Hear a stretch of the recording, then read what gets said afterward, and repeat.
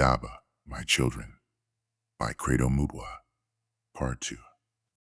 Thy doom, O Amariah, after his victory over the Cayula birds, the deformed offspring of K-Lacy descended with his victorious hordes of insects. He promised the millions of hiding first people a new life of plenty, luxury, and peace, a life filled with pleasures of limitless measure. At first, he told them he was sent by a god to vanquish the evil Cayula birds, which had thus far kept mankind in savagery and ignorance. He claimed that the Great Spirit had sent him to deliver them from poverty and disease. He assured them that if they followed him humbly, they would no longer need to dwell in shelters and caves. They were to render the world safe for mankind by exterminating all dangerous beasts. There would be no need to till the land or harvest crops, as metal slaves would serve as their workers. He promised them a life of unparalleled luxury, an easy promise that the gullible first people readily believed. They blindly followed the advice they received. 2 generations later, Zaha Arello, who had in the meantime discovered the immortal secret, ruled supreme at the head of an empire, the most fantastic the world had ever seen. This was the empire of legend, the empire of Amariah or Miriah. In this empire, men lived in shining golden huts, each with a life and conscience of its own. These huts could move from place to place according to the wishes of their occupants. Metal takaloshes served the people in every way, from tilling the land to storing grains. There was no need to light a fire. All one had to do was fill a pot with whatever they wished to eat and command the pot to boil. Walking long distances became obsolete. People simply stood outside their huts and wished themselves wherever they desired to go. No bother to use one's hand to lift a drinking pot to one's lips, when all one did was command the pot to pour its contents down one's throat. But as time went on, a decay descended upon these very lazy men. They began to think that even the simplest things, like chewing food, were far too strenuous. The High Chief Zaha Arello then gave them powers to wish their food directly into their stomachs, no straining the jaws with mastication or bruising the gullet with swallowing too hard. The result of all this was that men lost the use of their arms, legs, gullets, and jaws. On top of it all, both women and men began to feel that even begetting was too much of a strain. Thus, all men and all women began to lose their power of reproduction. Sterile they all turned, except the singer, the beautiful Amarava, about whom more anon. There was little more the wicked tyrant could do to exploit his powers. So he turned to knowledge in forbidden things, which the Great Spirit had asked mankind never to seek. First, he passed to his subjects the secret of immortality and eternal youth to save his empire now completely sterile, save Amarava, who remained fertile. Next, he sent out his metal beasts to capture wild animals and crush them to pulp. From this pulp, he created new creatures resembling human beings. These queer creatures he earmarked as slaves, entertainers, and workers in his expanding empire. These creatures, produced like Capricorn cakes, were the Bioni, the lowest of the low. Legends tell us that the Bioni looked something like giant gorillas, completely hairless and composed of dead flesh and blood. They constantly emitted a putrid odor like rotten animal flesh. Unlike their red-skinned masters, the Bioni could reproduce their kind. Zaha Arello's miserable creations, unlike the great mothers, had no power of speech and could not think for themselves. They dumbly and blindly obeyed their masters, however mad the instructions. If asked to drink a river dry, they would drink until they burst and died. While these Amariah indulged in all this decadence, the tree of life spoke to the first goddess, Ma. What kind of beings did we bring forth? Look, they are depriving all life of its purpose. They live selfish and useless lives and no longer beget their kind. We must now destroy our first effort and begin all over again. Ma hesitated. No, let us send them a warning first in the hope that they'll mend their ways. It is only that evil tyrant who has gone and led them astray. The tree of life replied, yes, that most foul being dared to create creatures of metal and flesh. Now he thinks he's a god, a creator, but I shall teach him a lesson or two. With this, the tree of life ordered clouds to gather and cover the earth, obstructing the sun and ravaging all with lightning, torrents, and hailstones. In no time, the empire's lands were covered in waters many feet deep, and half the Amorite nation drowned in their mighty glittering towns. But this did not deter the tyrant. It fired his warped and inventive spirit. With all his metal and subhuman slaves, he built many vast and oblong rafts. Each was 100 miles long, with a breadth about half that. On these rafts, his slaves built new cities of solid gold.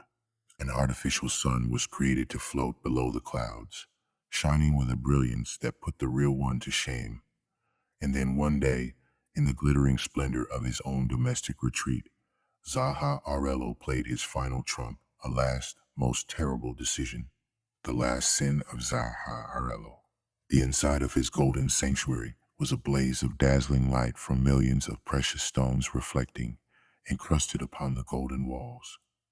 On a gold and ivory couch on the far side reclined the misconstrued form of the hideous tyrant, draped in a golden kaross, studded with sunstones and sea beads. A great golden bowl of beer floated in on the wings of the air, stopping at arm's length from the bald, cyclopean head of the ruler. It emptied itself into his twisted, leering mouth. Legends say this queer bowl needed no refilling, for no sooner was it drained than it created new beer again. Hundreds of nobles sat in a semicircle facing the immortal emperor, all resplendent in golden necklaces, earrings, and loincloths of woven silver. On a living grass mat that floated above the ground, they sat in the order of their rank. In the center, a great cage of silver enclosed a dozen Bioni slaves, who were beheading and disemboweling each other to amuse their Amorire creators. This gruesome spectacle had been going on for some time, and now only one Bioni was left. This hulking brute, named Odu, stepped to the bars and stood waiting for the next command. Sleep, snapped the emperor, and Odu dropped like a log onto the bodies of his slain comrades. He is my favorite, chuckled the tyrant, the strongest I've ever created. Too true, O giver of eternal youth, laughed one noble, as the cage slowly sank through the floor. A splendid fighter, and a pity to waste him. Would you like to have him, Zarabaza? I shall gladly make you a present of him. O highest emperor, be ever powerful. I thank you so much indeed. Zaha Arello wickedly smiled as he noticed his noble's jealous and envious looks. He always kept the spirit of rivalry burning, believing in the principle of divide and rule.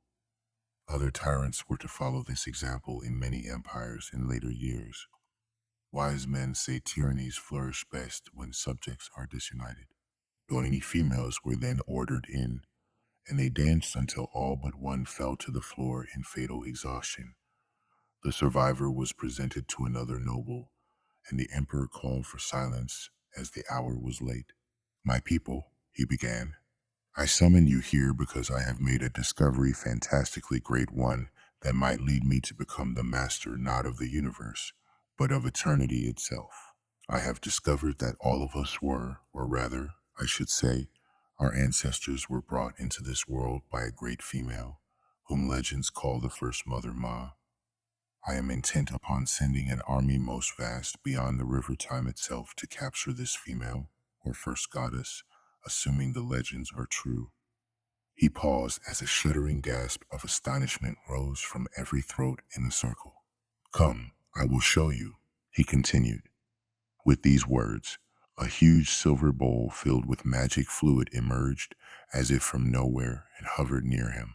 Come around, come closer, all of you, commanded the emperor.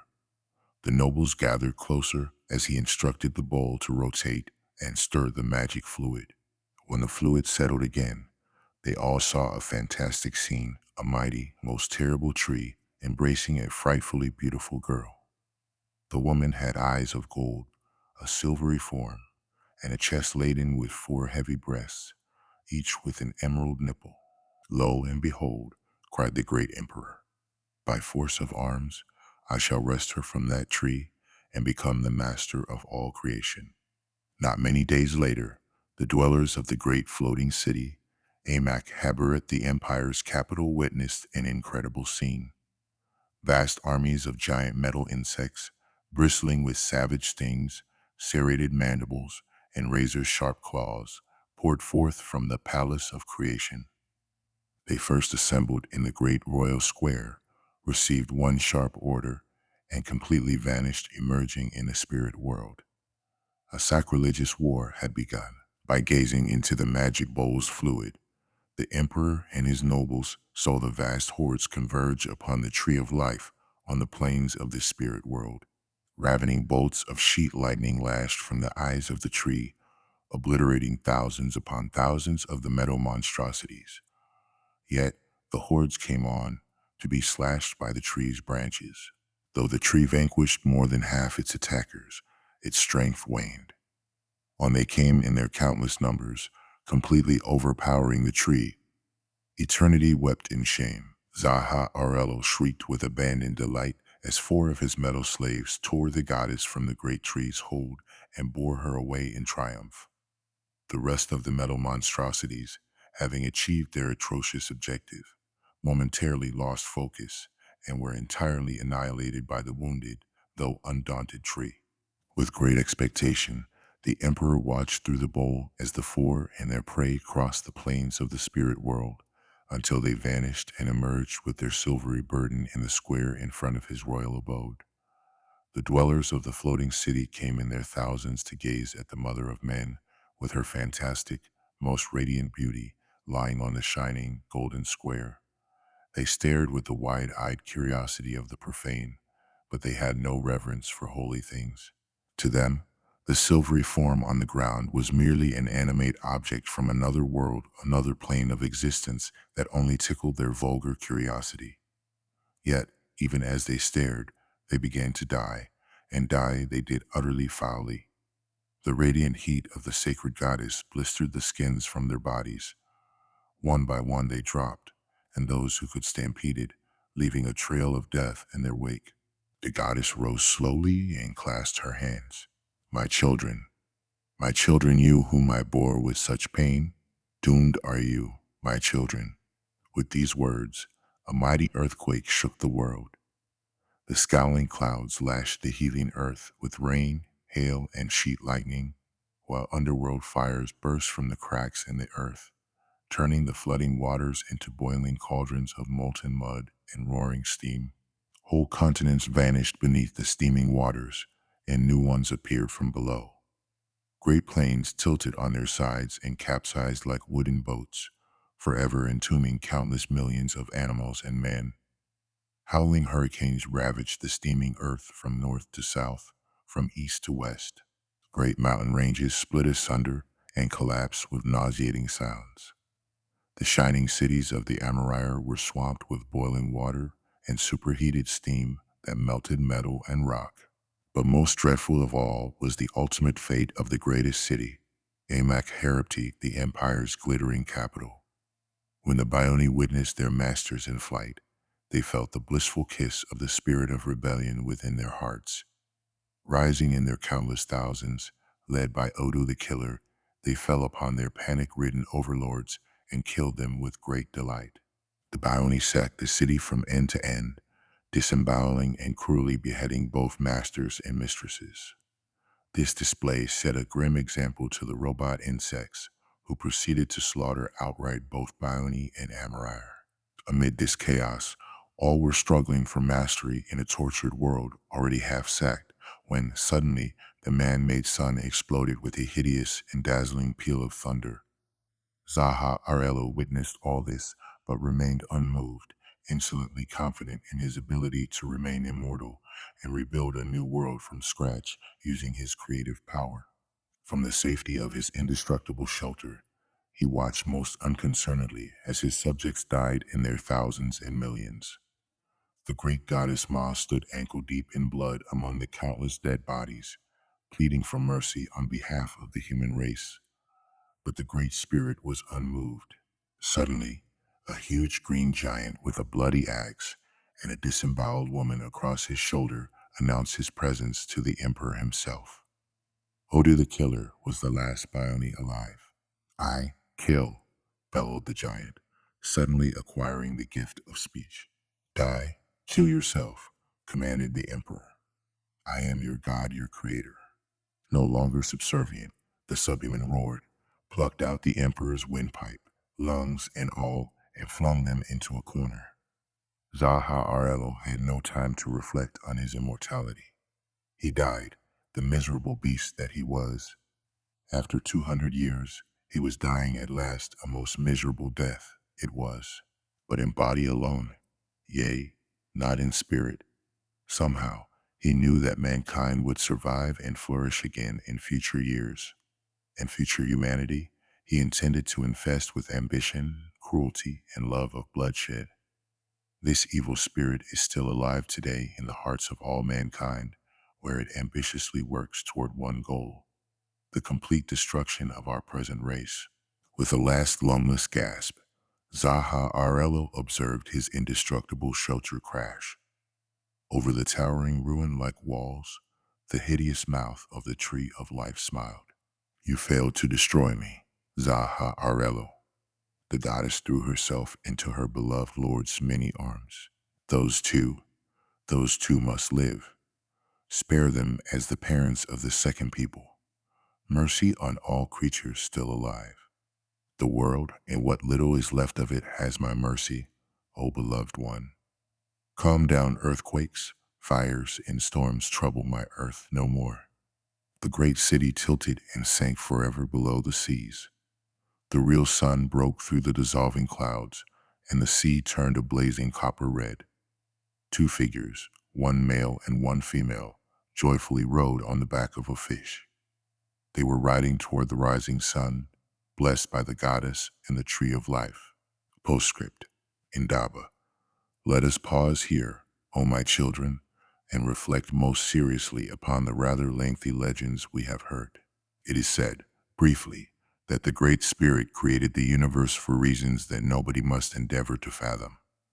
The Great Spirit used a being called the First Goddess, who worked as a tool under his directions. In answer to a request, she was granted as a companion a weird kind of being, half plant and half animal, the Tree of Life. This Tree of Life is the most revered deity throughout Bantu Africa, even today.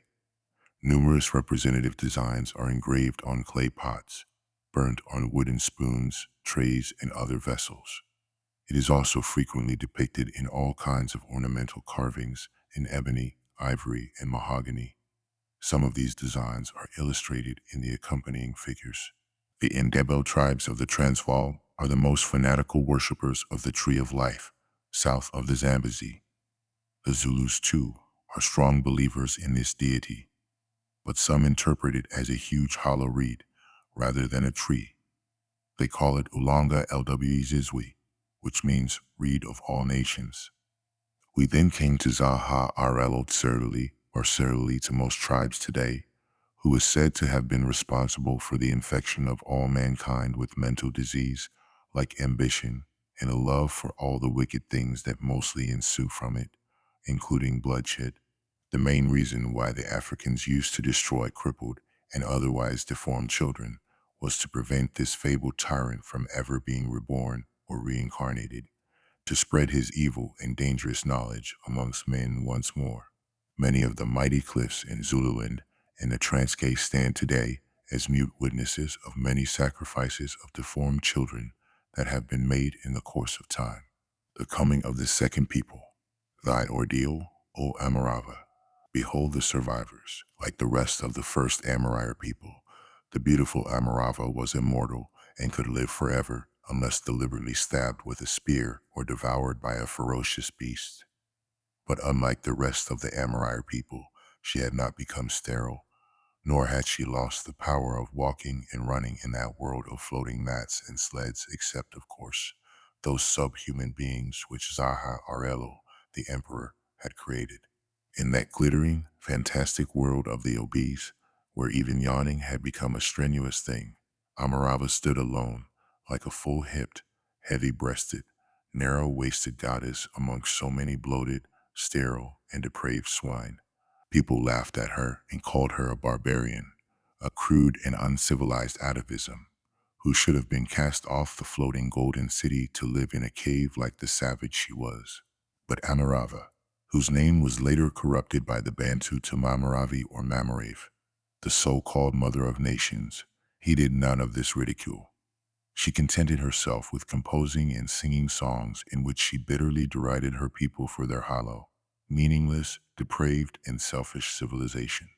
When the Emperor Zaha Arello massed his metal beast for his most disastrous attack on the Tree of Life, Amarava stood alone in the doorway of her humble silver hut and watched with horror and deep fascination as the clanking hordes of iron grasshoppers and huge bronze poisonous scorpions thundered by on their way to the great square. Like the rest of the Amarire, she already knew the purpose of those myriads of robot insects and what they were intending to attack. As she stood there, a cloud of terrible apprehension darkened the pure blue skies of her virgin soul. "Oh no," she whispered. "Oh great Zaha Arello, now with this, you are going too far." Sick at heart, she turned, commanded the door to close, and dropped onto her silver floating mat, soon falling fast asleep.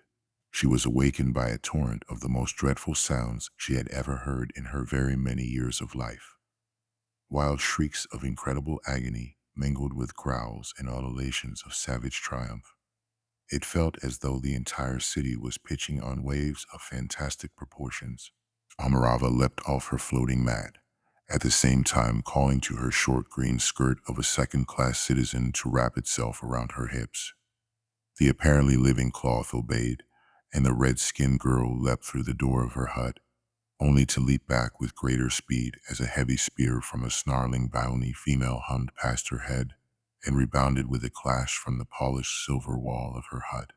A mob of ferocious Baoni came running toward her hut, brandishing bloody axes and swords.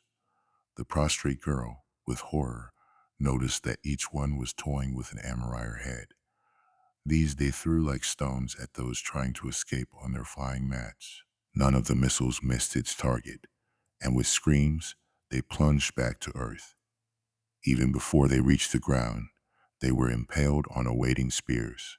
A huge Baoni, whose body was crisscrossed with many scars from countless death duels in Zaha Arello's arenas, and who seemed to be the leader of the mob, reached the crouching, terrified Amarava first. He seized her by one leg and lifted her up like a small boy lifting a mouse by its tail. He was about to plunge his sword through her body when a blinding flash of unearthly silver light and a shattering, glittering voice rang out from nowhere. "No, not her. Put that female down." Slowly, the hulking savage laid Amarava down on the floor and fell to his horny knees before the awful silvery apparition dominantly towering over him. The rest of the Baoni mob fled to the center of the city to seek more victims to butcher. When her vision returned, Amarava saw the most terrifying sight of her life. Towering above her prostrate form was a luminous silvery giantess, standing higher than the highest towers of the city, the doomed city of Amak Herapti. This giantess looked down at her, and the prostrate Baoni male, with flashing golden eyes from which a strange pity seemed to radiate. Four heavy emerald-tipped breasts quivered as she opened her mouth and spoke. All are doomed to die, O Amarava, but I shall see to it that you are spared." Who are you?" gasped the breathless Amarava. "I am Ninavanhuma, the first goddess, the wife of the Tree of Life." Amarava sprang to her feet and leapt over the growling Baoni, who was moaning with fear, his ugly face buried in his hands. "Ma, mother of men, great goddess, so the legends are right all along. They've been right," shrieked the Amarire girl with tears in her eyes. "Forgive, oh forgive our sacrilege, great one. Forgive, oh forgive, and spare thy misled children. Spare the misguided Amarire. Spare us, O goddess." Crystal tears welled from the golden eyes of the great Mother Ma and fell like raindrops on the blood-stained streets of the dying city.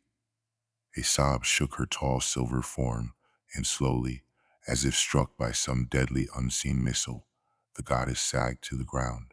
Above her, lightning ripped like flaming assegais through the growling, rain-pregnant clouds, and a howling wind roared through the golden streets, on which lay scattered dead bodies in heaps like fish in a fisherman's boat.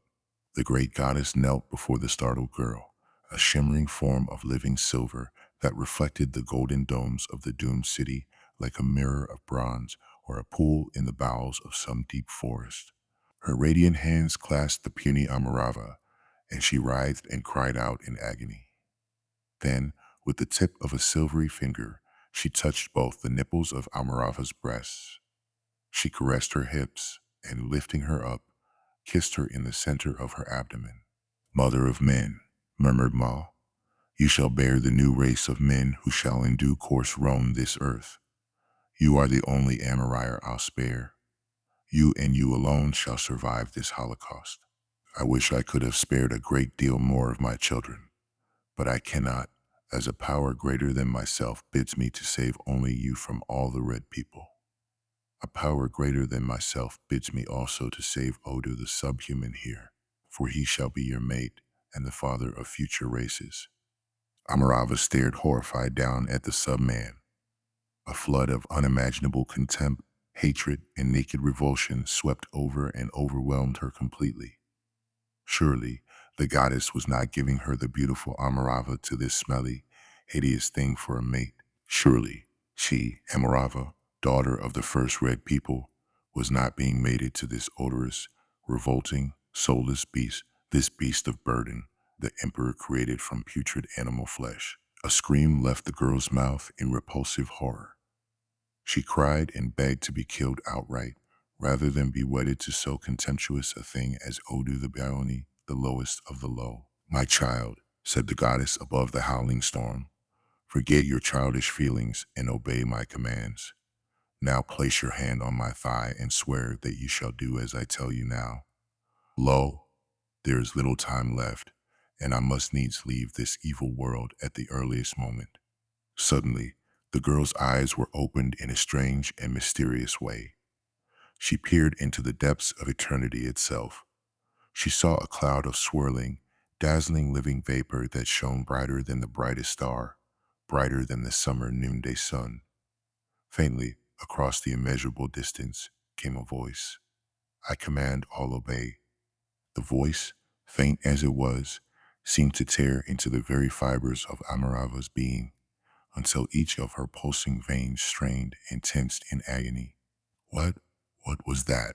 Queried Amarava. That, my child, is the all-powerful, who is, who was, and ever will be. That is the Great Spirit, my child, whom we must obey.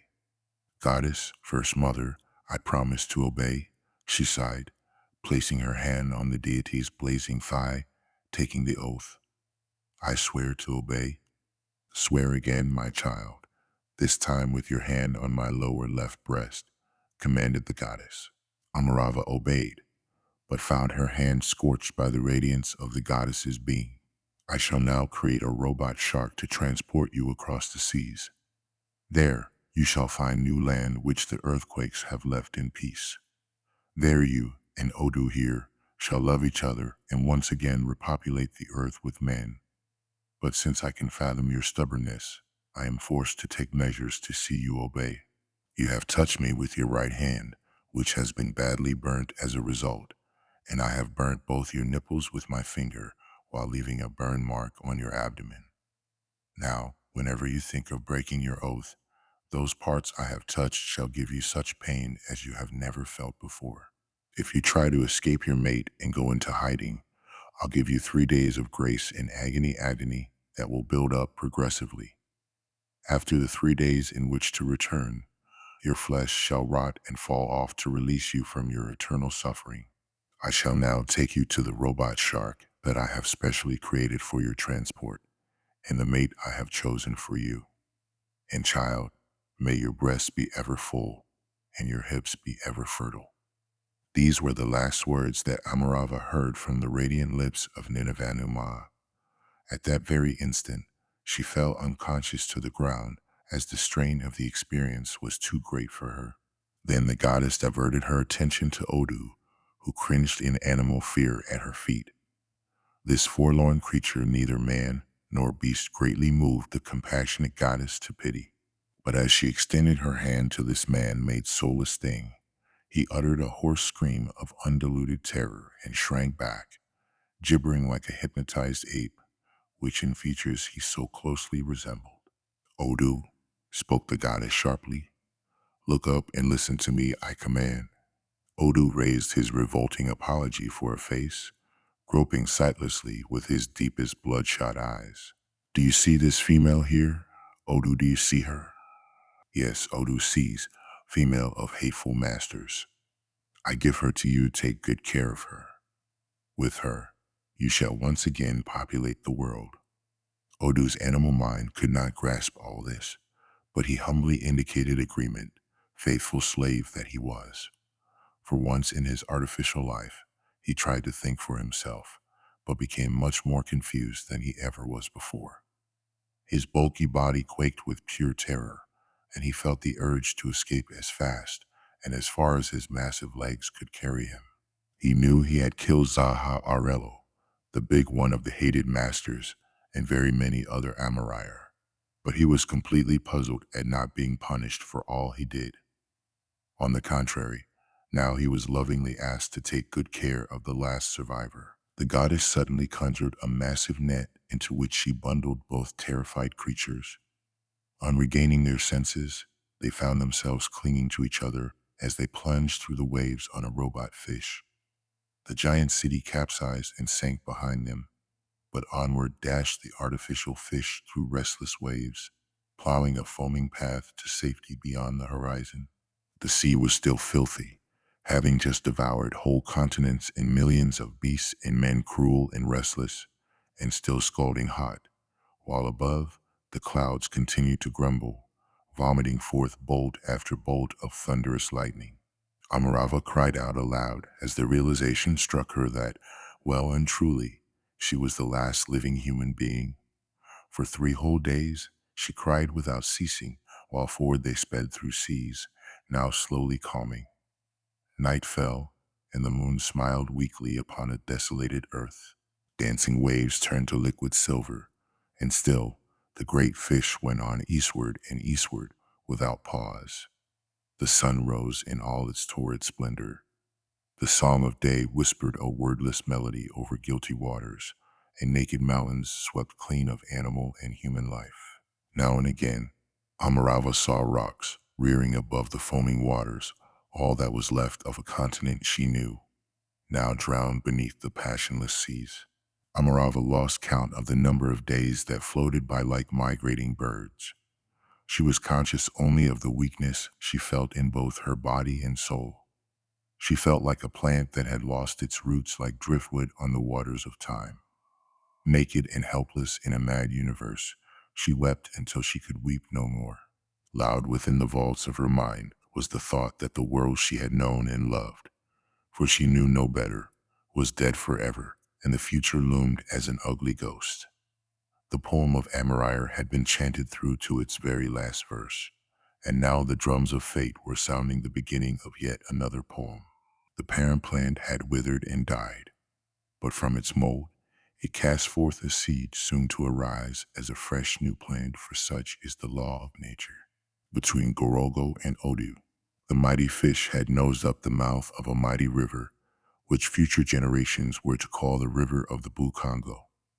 It paused long enough to permit the weary wanderers to alight on its grassy banks with a splash. Now it was evening of the second day since they had stood on solid ground, and Amarava was lying in the cool interior of a hut which Odu had built. This hut stood on tall, strong poles sunk into the mud of the river, and she had a magnificent view of the dull silver streak with the approaching dusk. She could see across the vast stretch of water the frowning forest on the opposite bank, and a canoe with Odu returning home from a hunt. The forest was alive with all kinds of sounds, from that of water birds among reeds to the distant roaring of lions boldly challenging the approaching night. The fact that she was in a part of the world which miraculously had survived destruction ruled by beasts and undefiled by man, did not interest Amarava at all. She was still dazed and could not care less whether the sun rose in the west and set in the north, as the wise ones often say. She was fighting a fierce battle with herself, and her soul was a reeking cauldron of emotions. Her greatest problem was whether she should yield her beautiful self to the monstrous Odu. Great was her hatred of this subhuman ape, but equally great was her fear of incurring the goddess's displeasure by breaking her oath, on which future humanity depended. But human instincts are often much stronger than 1,000 commands from heaven. Not for the sake of 1,000 worlds could she submit to sharing a love mat with Odu. Then suddenly a bright idea struck her, which made new strength course like fire through her veins. What if, supposing, Odu should fall a victim to a fatal accident while out on a hunt? The goddess could never blame her Amarava for the accidental death of her uncomely and revolting mate. Supposing a hole were drilled in the side of Odu's canoe and temporarily sealed with a soluble gum. Her eyes were lit up by the strangest fire when she recalled that Odu was unable to swim. But then another, much better idea struck the already excited girl, an idea so patently simple it took her breath completely away. Odu came crawling into the hut with an impala slung over his back. This he humbly presented to his mistress, whom he could not regard as a mate as yet.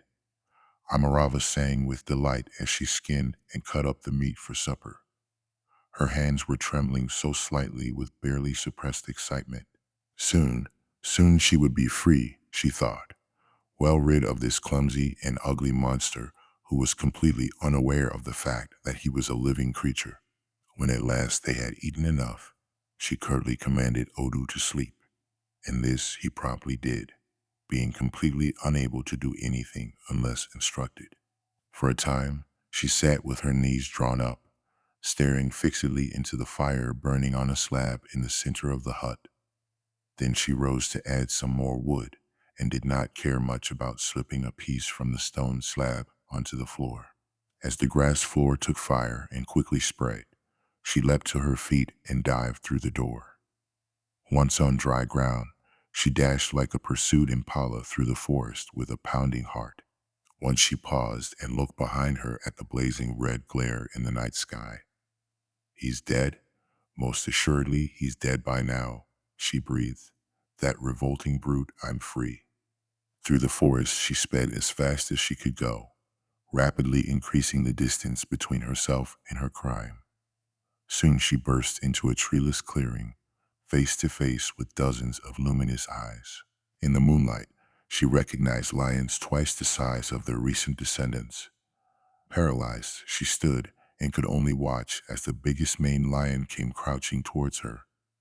It sniffed her belly and licked her buttocks, and for a few terrifying moments, both woman and beast stared deep into each other's eyes. With a low growl of deep puzzlement, it slowly turned tail and made off promptly with the rest of the pride. It dawned upon Amarava after some considerable time that these lions had not been molested by humans before, and that the old one's behavior was prompted by curiosity alone. After this rather interesting experience, Amarava spent the night up a mapani tree. She did not relish another encounter with four-footed tribes such as these. Dawn found her wide awake but exhausted, and only sheer hunger could force her to descend and start searching for food. It was as she was eating some wild figs that sudden pains, like scorpion stings, erupted on her nipples, right hand, and stomach. She squirmed in agony on the ground, but the pain mounted to intolerable intensity with every passing moment. Through the purple haze of hideous aching, the words of the Great Mother came to her, and she remembered. She remembered. She also realized quite plainly now that her deed of the night before was no accident, but plain and straightforward murder. Maddened by pain, she dashed through the forest, hoping to reach the burnt-out hut again, but having lost all sense of direction, she lost herself in the primeval wilderness.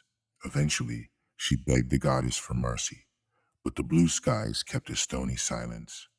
Forward she dashed again in blind agony until she reached the lake, which she mistook for the river where the hut had stood. Repeatedly, she called out Odu's name, and with another forward lunge, she leapt the vertical face of a precipice. At the bottom of the cliff, she struck a tree, and that was all she could remember. There were three of them, and the one was more hideous than the other, like nightmares torturing a fevered man. They stood on their hind legs with front legs crossed over pale green protruding bellies.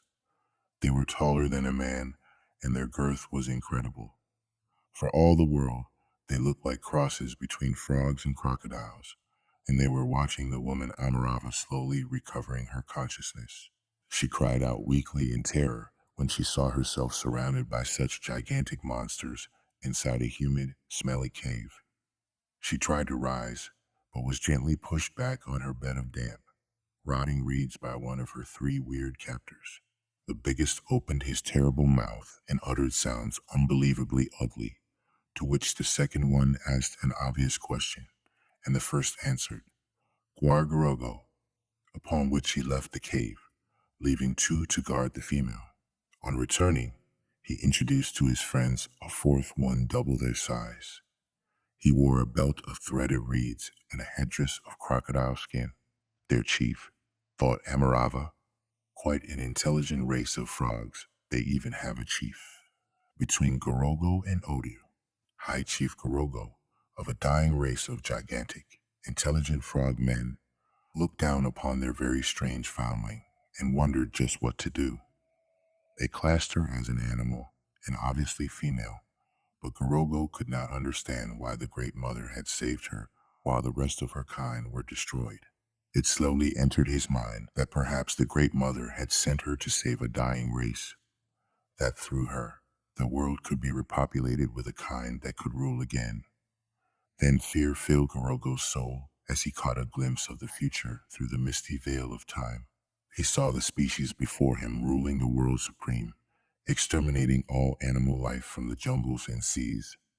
He saw this species contaminate the very stars and turn upon each other, killing their own kind like ravaging beasts across the astonished face of the earth. With a hoarse croak, the chief quickly summoned his elders, and they went into council till deep in the night, discussing what exactly they should do with the female of this queer species. Many suggestions were made, all aiming at her outright destruction, but in the end, it dawned on them that through her, they might save their own race. Their own females had recently gone sterile, and their chief should have the honor. The vote in favor was unanimous, with Gorogo's vote in the lead. But during their earnest discussion, Amarava made good her escape, and by the time they took their decision, she had put a great distance between them and herself. However, her freedom was short-lived. Towards sunset, they recaptured her, and Frog marched her back to Gorogo's cave, where a rather forcible marriage took place. Indaba, my children, now you know what we mean by a frog's bride throughout this dark land.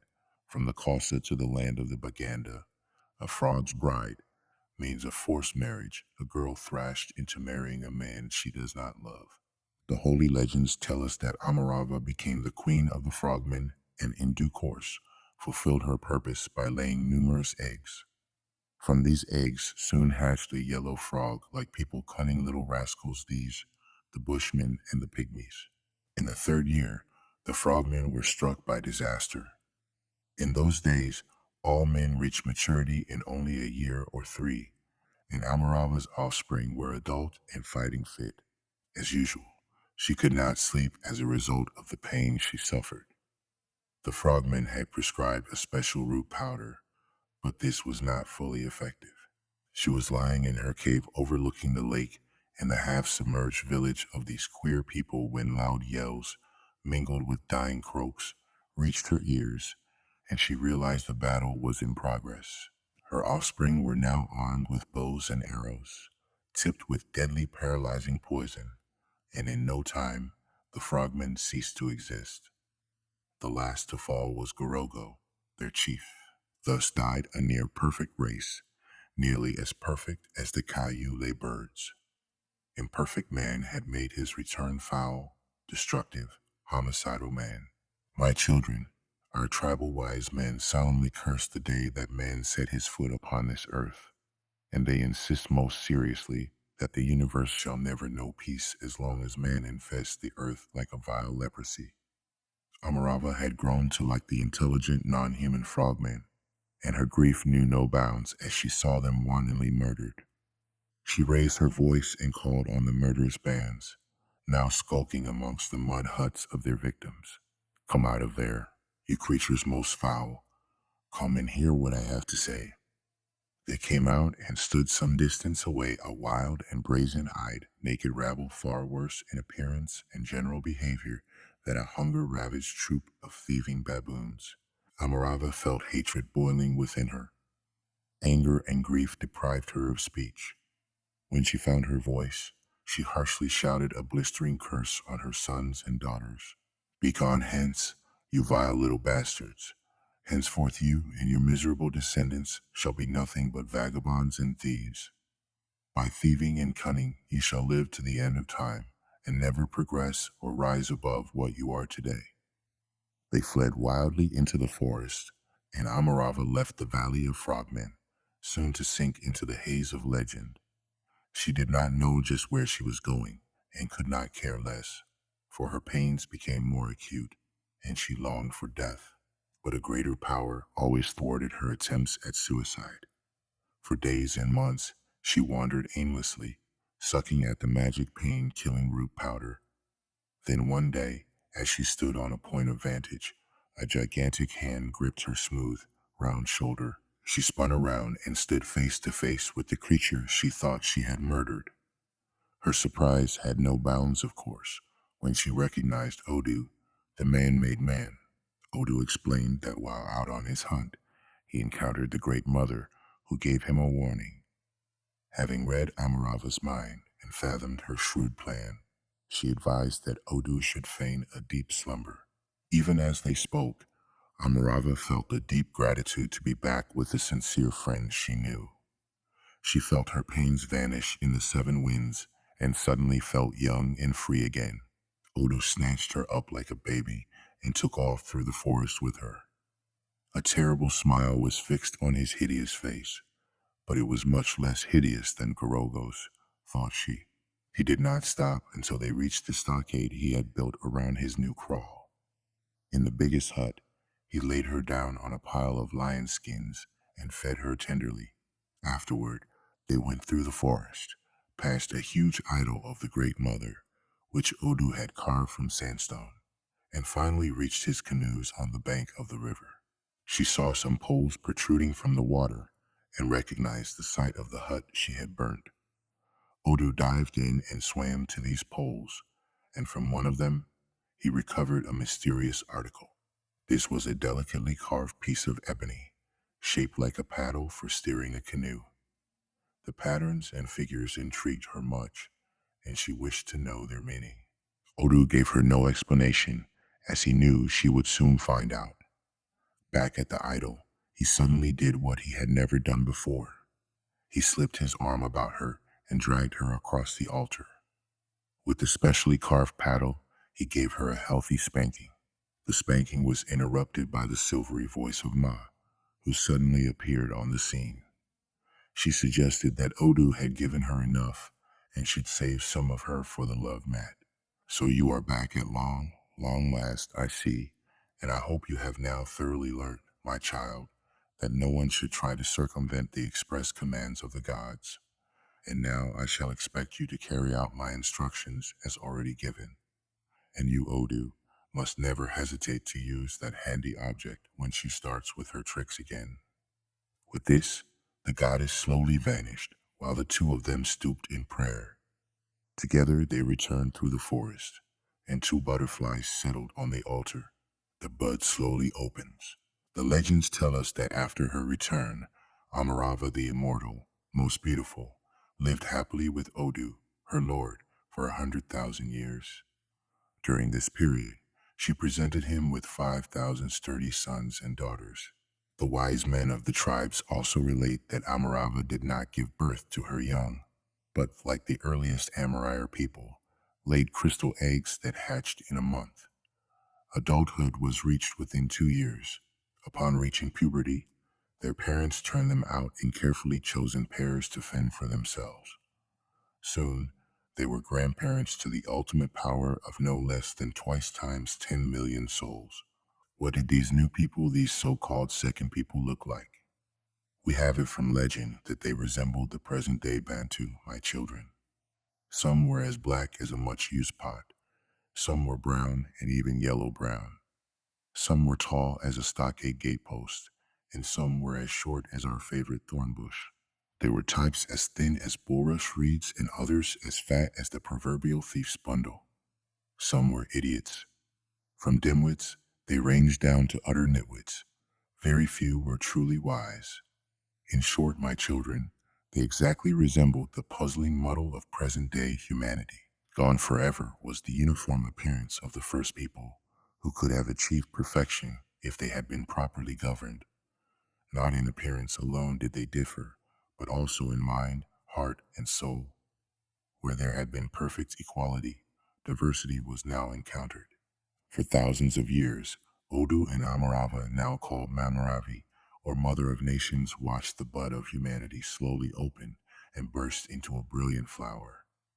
They worked, like the good parents they were, toward welding their countless descendants into one harmonious whole. They gave advice, taught, and meted out justice when disputes arose amongst their diverse progeny. Finally, Odu grew tired of life and developed an inferiority complex. Odu the Mighty, increasingly aware of his humble past, now turned his mind to suicide. He knew this demanded the most careful planning, as an immortal cannot die unless he destroys himself utterly beyond recovery. One night, when all had gone to bed, he crept out into the sullen darkness and embarked on a lengthy journey eastwards, a journey that lasted 100 days. Finally, he reached the active volcano, now the silent snow-capped Kilimanjaro, and with anxious strides, scaled the gray slopes of the feature he had chosen for his grave. The billowing smoke from multiple craters burned his eyes and choked his lungs. Dust like molten ashes blistered his skin, but he relentlessly pursued his aim. When he reached the summit, he paused in the heavy clouds of choking smoke and, with a last prayer to Ma and the Tree of Life, gracefully dived into one of the red-hot craters. Odu, the soulless being, died without a world of his own. He who had survived one world to become the father of the second was now gone. In her lonely hut far away in the west, Amarava sensed her husband's fiery death. With a loud cry, she snatched a copper dagger and drove it savagely into her chest. But the soft copper blade buckled against her breastbone, and in her frustration, she tried to run herself through with a spear. In this effort, she was also defeated. Zumangwi the hunter and Marimba the singer, two of her youngest descendants, rushed in and overpowered her. "No," cried Marimba, with quivering ebony black breasts. "No, you must not take your own life. We shall not allow the star that lights our way to fall thus from the skies. If you are no longer burning, O beautiful torch of our race, who shall guide our failing steps along all the thorny footpaths through the uncertain valley of life." Thus spoke the dark and beautiful Marimba, from whom our tribal singers claim descent. So spoke the first Bantu poetess, whose voice was the voice of spring, and whose singing, it was said, could make even mountains cry cold tears. Zumangwi and Marimba seized the badly wounded Amarava and tied her hands and feet to prevent her from trying again. But the grief-maddened immortal snapped the bonds with one sharp look and shrieked into the forest in search of her beloved Odu. Zumangwi and Marimba raised the alarm, and soon an army of men and women clamored in hot pursuit after their greatest great-grandmother. "Come, all my brothers and sisters," sounded Marimba's melodious voice.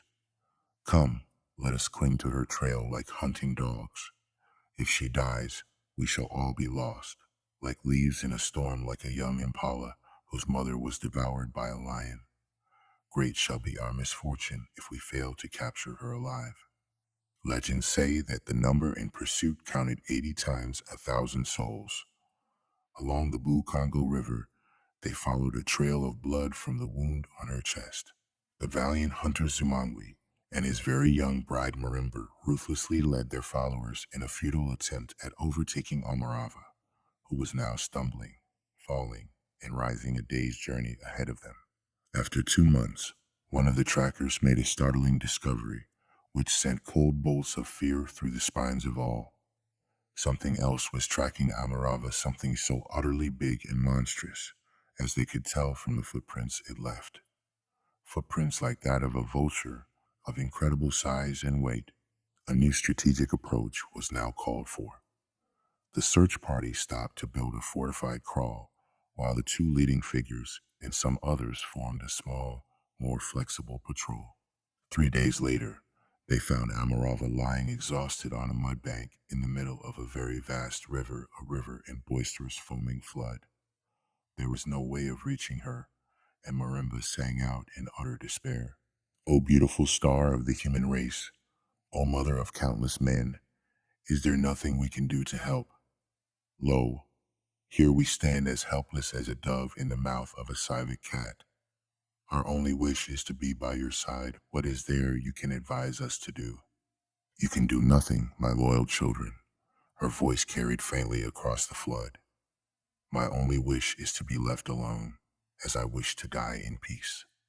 Mother of nations, cried Marimba, is it thus that you sacrifice your life? Is it thus that the beloved Amarava turns her back on her destitute children? Instead of hearing Amarava's reply, they all heard a frightening splash.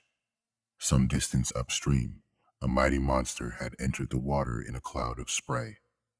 Marimba immediately plunged in as well and tried to reach the mud bank first, but the current was much stronger than her courage and swept her helplessly downstream. Twice she tried and twice she failed.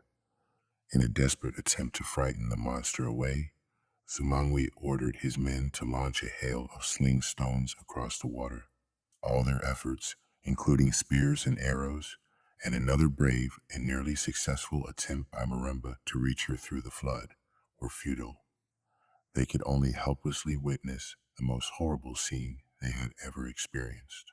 Amarava had noticed the monster and, in blind terror, summoned all her strength. With a shriek, she plunged into the water, but was promptly snatched up by the monster. Release her, you vilest reincarnation of evil, Marimba shouted in utter despair. To everyone's breathless surprise, the scaly monster calmly turned and spoke. Poor ignorant, foolish human creature, how terribly sentimental you are. It is for your own good and safety that I remove this thing which you knew as Amarava. The monster spoke with infinite tenderness. You are blindly loyal to the outward form, to superficial appearance alone. When will your clouded brains appreciate that things are not what they appear to be? That there is more to anything than meets the eye? Irie, cried Marimba, the only one who still had the power of speech. Do you mean to tell us that Amarava is not what she appears to be? Ebo, replied the monster that walks, to which Marimba lost control of herself. Heya, not only are you a monster as foul as the cesspools of hell, but the father of all lies as well. Human female, I speak only the truth. This creature you know as Amarava is a reincarnation at the same time of the fire bride, or rebel goddess, who has been evading the Great Spirit for many millions of years. Even as Marimba listened and looked, the limp and naked form of Amarava was slowly changing in the monster's clutches. Her red skin turned to the color of gold with the polished brightness of that metal. Now she had an udder of 5 breasts, ruby-tipped and standing out like anthills on a desolate plain. Her eyes, once so soft and clear, had the greeny hardness of emeralds. Her hands acquired a 6th finger, and all her fingers flourished razor-sharp diamond claws. A lion's tail sprang from her backside, curling and uncurling like a whip of living gold. A flaming forked tongue protruded and licked her pig iron lips. Behold her, look well upon her, cried the monster, holding her up. Behold the foul creature who not only deceived you, but Ma, the first goddess, as well. Look upon the thing you knew as Amarava, and for which you were prepared to sacrifice your lives. See the one you adored as Amarava, in whom is now reincarnated Watamaraka, the spirit of evil. Before the monster and its captive vanished in a flash of unearthly flame, Marimba saw the sneer of contempt on the once beloved Amarava's face. I shall return one day and avenge myself on all living things I shall. Night had fallen by the time Zumangwi and his followers reached the gate of their new village, the first village in the country, which in future years acquired the name of Tanganyika. He had ordered all those who had witnessed events never to repeat what they had seen. They all agreed to abide by the make-believe that the search for Amarava had failed. The secret of Amarava's identity went with these men to their grave. Sumangwi wished that the name of Amarava should remain one which future generations must honor and respect. Now, all of you, my dear children, have to some small extent inherited Amarava's split personality. Within each of you, there are two different beings, one good and one evil in constant conflict. Thank you for tuning in and for your patronage and support. Peace, blessings, and much love to you all.